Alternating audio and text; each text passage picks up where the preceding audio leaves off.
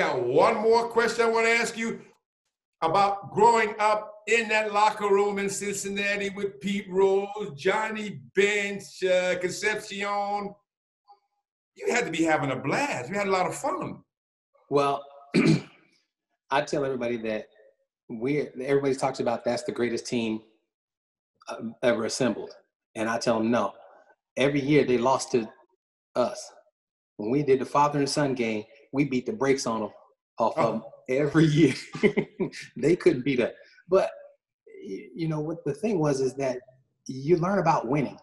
When you won, you get rewarded. When you lost, you got punished. And you know, learning that at an early age is, okay, let me go out there and be my best so I can go in the locker room.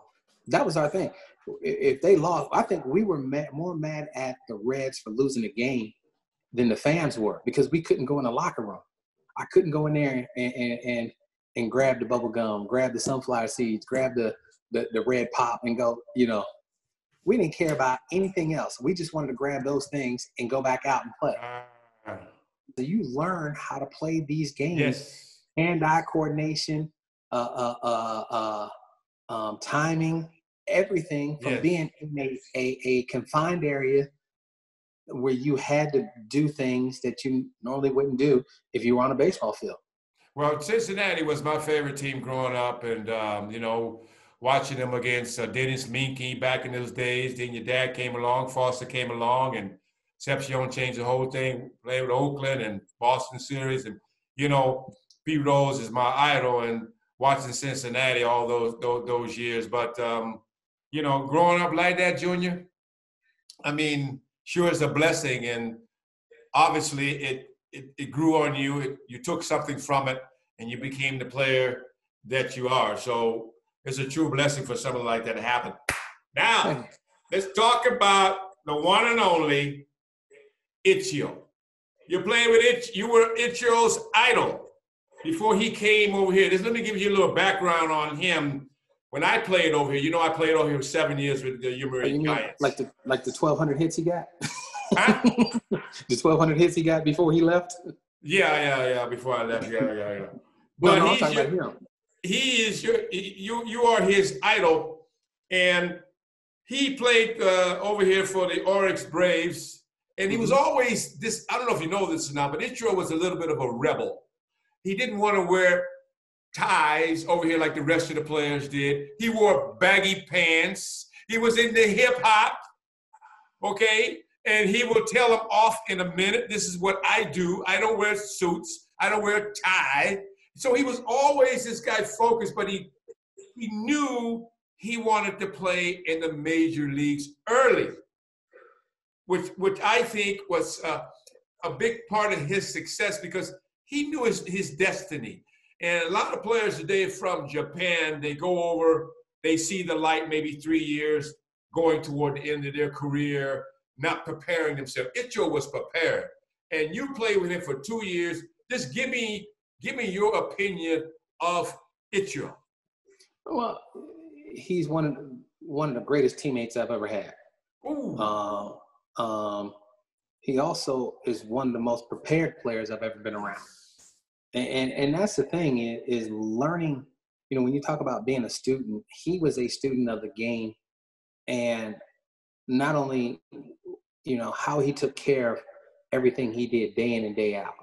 You know, there were certain things, you know, when he ate, when he stretched, when he was on the field, you know, how he came to the plate. Everything that he did had a purpose. It just wasn't to do it just to do it. But he had a purpose every time he did something. And that's what we miss about players nowadays is, you know, a lot of it sometimes it's just eyewash. They don't have a purpose of why they're doing something. And he had one. And it was fun to watch. I mean, you know, even when I spent, you know, 8 years in Cincinnati, I was still able to, you know, catch the game because when our game was over, you know, Seattle was just starting. So I'd be home, you know, to watch, you know, Edgar, Jay, and Ichiro play because and those are my guys. Well, you know what? I think a lot has to do with his Japanese style, Japanese preparation, and how he really appreciates the game, Junior. I mean, not all of us, you know I did, I know you did, and the old school guys did, remembering and cherishing the game of baseball, got our jerseys dirty.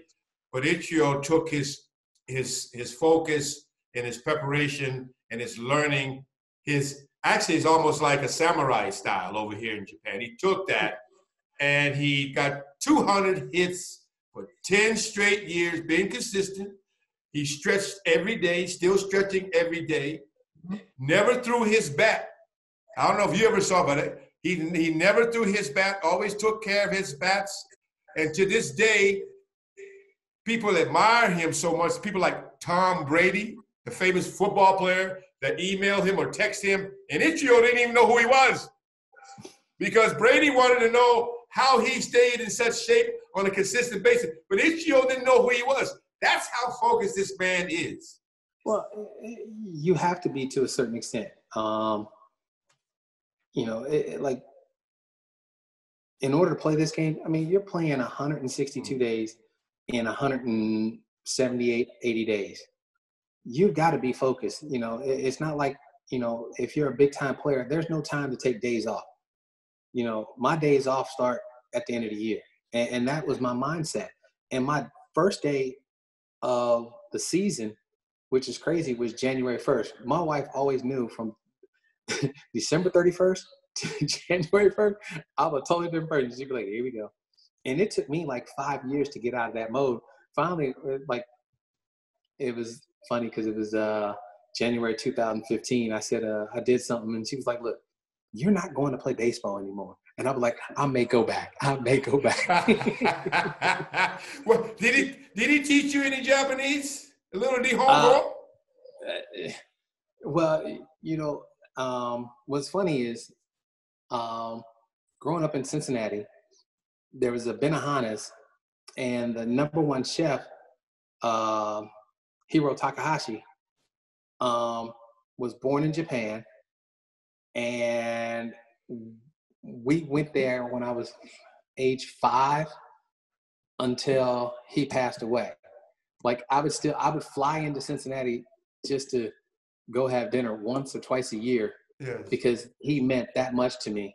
The thing is, Japanese culture, you know, the one thing about it, they respect their elders. The guys who've been there, who've done it, who can help you. You know, somehow, you know, we've lost that, and we need to get it back, because those are the guys that paved the way, and they're trying to help you. They're not trying to hurt you. Right. They're trying to, you know, right, like I tell everybody, I've made my money. I'm trying to help you make yours. And I'm not going to tell you anything that I don't believe in, or I wouldn't tell you something I wouldn't tell my kids. I'm not here I want you to take that Brinks truck and back it up to your house. You know, that's what I want for you. And, you know, if you got some problems you want to talk about, I'm here for you. My phone be ringing at 3:00 in the morning. You know, hitting doesn't start when you at the batter's box. Hitting start when you stand up there next to the manager and you double on deck. That's when hitting starts. That's when you get your timing. You're going to, you know, he speaks a little English too, you know. Did you teach him some English? No, he knew a lot of English before. He knows more English than he lead on to. I saw the speech he made, I think during a game. He spoke English very well. And I think everybody's going to look forward to when he gets up there at the Hall of Fame, when he's going to be the first Japanese to be in the Hall of Fame. And I said this 10 years ago, if he continued to doing what he's doing, he will be the first Japanese in the Hall of Fame. And Junior, when that happens, you're going to see at least 200, 300 reporters from Japan and a whole bunch of Japanese at the Hall of Fame. So you better tell everybody to be ready, man. I'm telling you. Oh, no, it's going to be all right.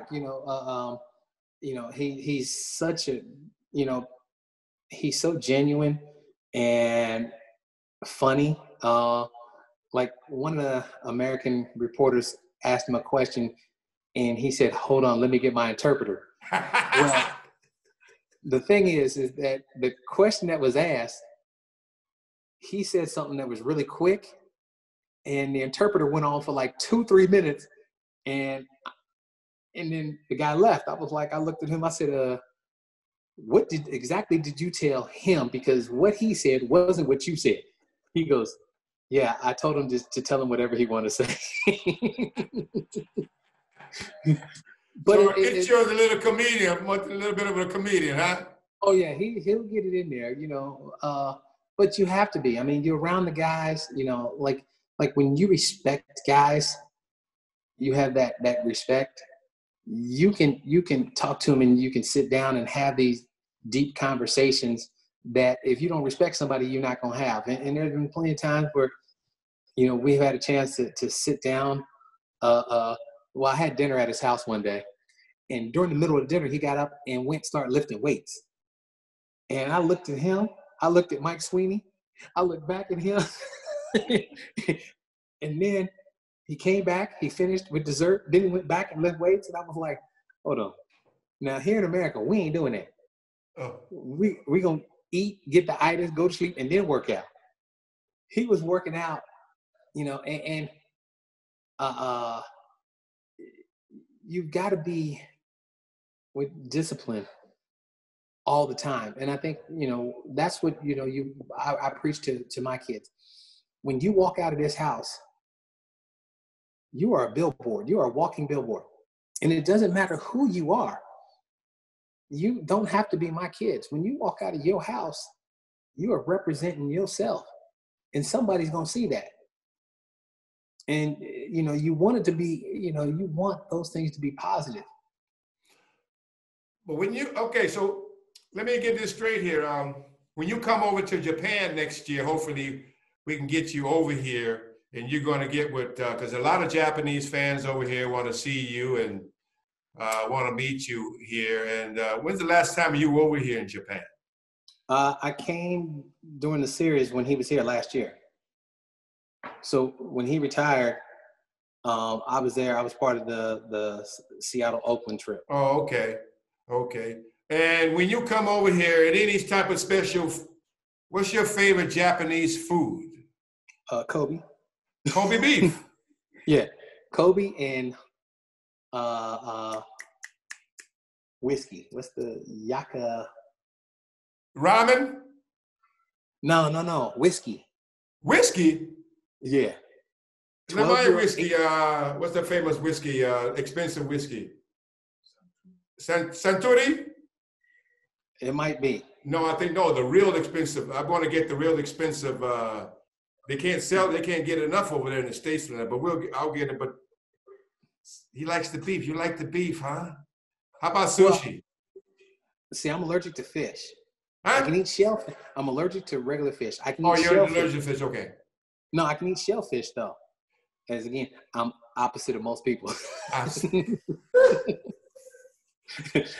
Well, you know what? So when you come over here and meet us, I'm looking forward to hang out with you and listen to you speak your little Nihongo a little bit, because Ichiro's been hanging around you. I know he taught you some words. One other thing there, you grew up in Cincinnati. We had Tuffy Rhodes on the show. You and Tuffy, Tuffy? Carl Rose. My right fielder. Hold on. He was my left fielder for like a week before he got drafted. Because he got drafted. Let me tell you, what a hitter, Junior. He can bowl. Yeah. Well, our outfield and our summer ball team consisted of Tuffy, Lee May, and me. Oh, okay. He's big time over here, man. He speaks Japanese fluently. We had him on the show. He told me to tell you hello. So I'm going to have to call him because I haven't seen him in a while. Yeah, he said nothing but great things about you. How's your son doing, Trey? Tell me something about Trey. He playing football? No, Trey is he hasn't decided if he wants to go back or not. We haven't, he's 26, he's like, hey, I may want to do something else. And, right now ain't nobody hiring anyway. So, okay. He's at the house, which is great because I can do a lot of things because he's at the house because ain't all the attention on me. Mama got 3 kids at the house. Oh, okay. And then, Taryn, she's going into pharmaceutical device sales. Okay. So the brainiac of the family, and my little guy's getting ready to go to college. Well, listen, before I let you go here, there's something I wanted to tell you. I never told you before here that in 1990, when I was with the Royals, and we're at the Seattle Old Dome, and you're on the bench with your dad, and I remember I was looking across the bench, and your dad, I think the world of your dad, and we got this working relationship together, being friendship every time we saw each other in Cincinnati. And I remember he gave you a hug on the bench, and he was looking at me. He's pointing at me. He was talking about me.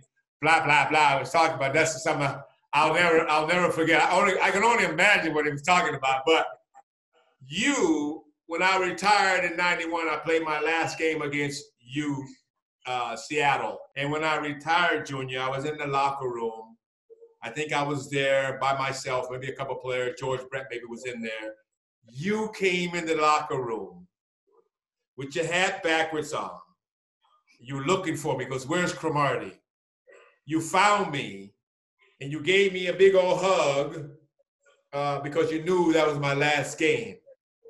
And I'm sitting here, I'm not trying to get too emotional about it, but I'll never forget that, Junior. That meant the world to me when you did that. And it really gave me such a warm feeling at that moment in time for you to do that, being special with your father too. So I just want you to know that. I've never forgotten about that. And you're a real true pro, man. And I love you, and I love your dad. I am so proud of you, what you've done in your career, what you're doing now, giving back and teaching and doing what you're doing in this game and helping some of these black kids play this game because they can make a whole lot of money playing this game today. People like yourself and me, we're just trying to spread the word. I really, really appreciate that. I appreciate that. Thank you. By the way, I ain't going to tell you what my daddy said. What? I ain't going to tell you what my dad said. What? What is that? What did he say? Oh, you don't want to tell what your daddy said? I can only imagine what he said, but I love him anyway. No. He was like, he goes, that's a guy that you can hang with. That was his way of saying I like him. He said I can mess with him. He said, oh yeah, man. He was an idol of mine, man. And, all right, listen here. I got my 5 quick questions here. I want you to answer like that, okay? Then I'm gonna get you out of here. You ready? All right. Yep. What's your favorite color? Purple. Purple. Yeah. You Prince out, huh? Okay. Okay. Oh, what's your favorite movie? Jaws. Jaws. Yeah. Jaws. Steak or lobster? Steak. Fame or money? Money. Money. Well, see. Nintendo or PlayStation? Ooh, because I'm with both. I was with both, so. Nintendo was my first, and PlayStation, that's 50-50 because I still play them both. Can't go 50-50. Give me one. I can't because I play both of them still. All right. Look. We have like soccer matches and because I still play N64 so I could be me, and then I play PlayStation, so I could be me again in the home run derby. Okay. DH or no DH? DH. Really? Nobody wants to see a pitcher hit. Man, come on, man. Look, do you want to see a pitcher hit? Yes, you know why? Because I like strategy. I like the banter in the stands from the fan. Oh, he's got a bunt here. Oh, he can't bunt it. That's what I like. No. Nobody wants to see bad swings. So you like the DH? Look. I understand pitchers want to hit. I understand that. Last one. Briefs or boxers? Boxers. All right. Give me a message for Japanese fans before you come over here. Say something to the Japanese fans before you come over here. I can't wait to get there. I'm sorry about that. I missed it this trip, but I had to get my shoulder done. It's starting to feel better. But I can't wait to get there next year and hang out with everybody. Well, that's great, Junior. Thanks for your time. And like I said, I love you, man. Say hello to your pops. And I can only imagine what he said. So maybe we'll talk about that off the camera. But I love him anyway. Thanks for your time. And look, I'll holler at you again somewhere down the road. I look forward to you coming here to Japan next year, okay? I appreciate that. 気をつけてね。Take care. Take it easy. ね、皆様、本当にね、チャンネル登録をね、こちら、チャンネル登録お願いしますね。Good button、OK です。コメント、一緒。じゃあ、皆様、本当にね、Thank you very much for coming to the show today. I'll see you next time here on クロマティチャンネル。